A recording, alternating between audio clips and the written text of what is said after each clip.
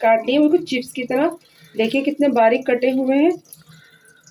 इस तरीके से हमें इन्हें काटना है पकौड़ियों के लिए, और ये एकदम क्रिस्पी बनकर आएंगी हमारी पकौड़ियाँ।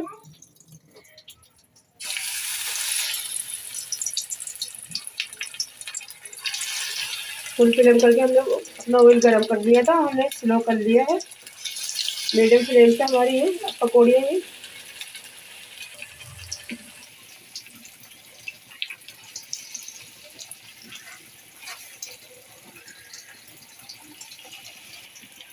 तो हमने अपनी सारी पकौड़ियाँ डाल दी। हम इसे 1 मिनट के लिए छोड़ दिया था। अब हम इसे दूसरी साइड पलट कर सेकेंगे 1 मिनट के लिए, फिर हम इसे निकाल लेंगे।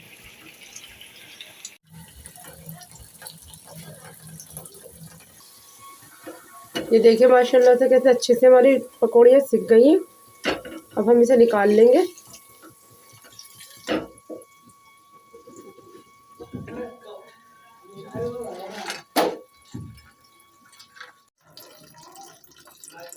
देखिए माशाल्लाह हमारी आलू की पकौड़ी कैसे अच्छी बनी है।